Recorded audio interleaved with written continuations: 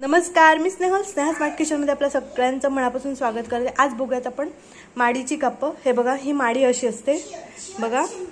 हे बघा, माडी अशी असते। माडी म्हणजे एक प्रकारचं आळूचं खोडच असतं, याला माडी म्हटली जाते गोव्याला।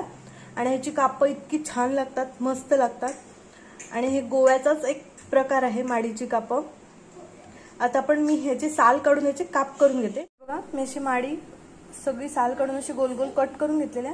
आता यामध्ये घालत अगळ कोकमचा, कारण माडी थोडीशी खादाळू असते म्हणून याला अगळ लावून घ्यायचा। आणि मीठ।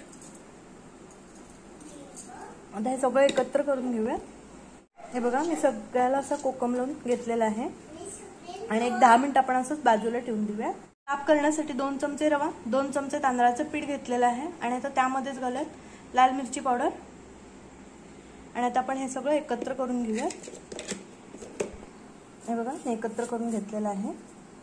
इकडे मी तवा गरम करायला ठेवला, तर त्याच्यामध्ये तेल सोडून घेऊया।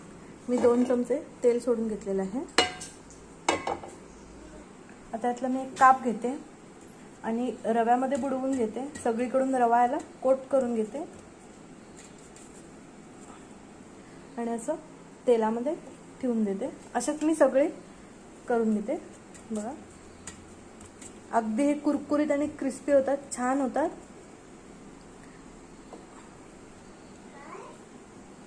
सगळे घातलेले आहे। आता ह्याला थोडंसं वरून पण आपण तेल सोडून घेऊया, जास्त नाही, थोडंसं। आणि झाकण लावून आपण दोन्ही बाजू खरपूस भाजून घेऊया।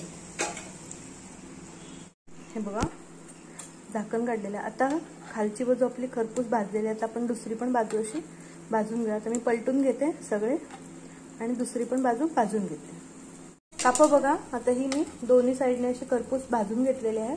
आणि आता आपली ही काप तयार आहे। हे बघा, तुम्हाला ही रेसिपी कशी वाटली कमेंट करून सांगा। तुम्ही करून पण बघा, आवडल्यास नक्की लाईक करा, शेअर करा। आणि जे माझ्या चॅनलवरती नवीन आहेत त्यांनी सबस्क्राईब करायला विसरू नका। परत भेटा आणखीन एका रेसिपीमध्ये। धन्यवाद।